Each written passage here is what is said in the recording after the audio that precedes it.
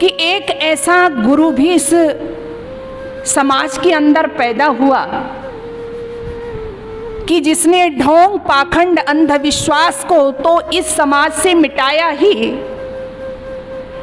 लेकिन साथ ही साथ मैं कहूं कि इसके साथ ही यदि आज़ादी के लिए किसी ने नींव रखी, कोई प्रेरणा स्रोत कहा गया, तो वो ऋषि दयानंद जी थे।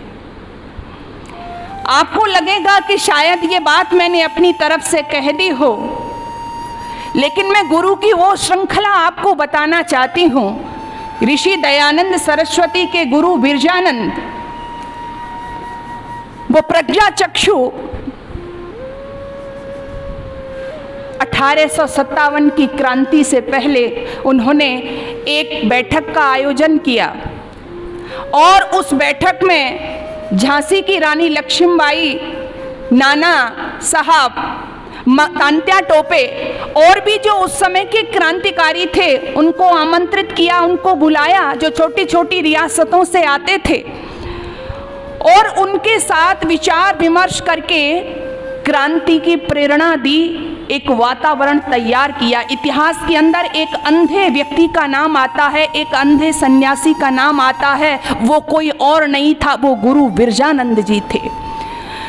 गुरु बिरजानंद जी से प्रेरणा लेकर के ऋषि दयानंद ने जहां सतपथ का प्रचार प्रसार किया, वेदों का प्रचार प्रसार किया, वहां क्रांति की ज्योति भी जलाई। आपके पीछे मेरे सामने बहुत सारे फोटोज लगे हुए हैं, चाहे हम भगत सिंह का नाम लें, चाहे हम चंद्रशेखर आजाद का नाम लें, चाहे हम लाला लाजपत राय का नाम लें, चाहे हम सावरकर का नाम लें, इन सब में यदि एक प्रेरणा थी, जिस मसाल की रोशनी में ये आगे बढ़े थे, तो उसका नाम ऋषि दयानंद सरस्वती था। इसको कोई भूल नहीं सकता है। ऋषि दयानंद सरस्वती ने वह प्रेरणा दी थी। उनका जन्म परतंत्र भारत में हुआ था, लेकिन जब उन्होंने यहाँ पर देखा, उस समय के जो बुद्धिजीवी लोग थे तथाकथित, वो घरों की चाटुकारिता कर रहे थे, कोई व्यक्ति बोल नहीं सकता था। उस समय एक निर्भीक सन्यासी जो वेद का प्रचार प्रसार तो कर ही रहा था, साथ ही साथ खुले गले से घोषणा करता था कि भारत केवल भारतीयों के लिए ही है, अंग्रेजों को यहाँ से जाना ही होगा। ये कोई साधारण बात नहीं थी। एक बार ऋषि दयानंद सरस्वती जब भाषण दे रहे थे, उनका प्रवचन हो रहा था, तो शुरू में उन्होंने जब कुछ संस्कृत में बोला, वेद मंत्रों का पाठ किया, तो कलेक्टर महोदय वहां पर बैठे हुए थे, कहने लगे कि स्वामी जी, अभी आपने जो संस्कृत में बोला है, शायद इसमें आपने हमारे लिए कोई प्रार्थना की होगी।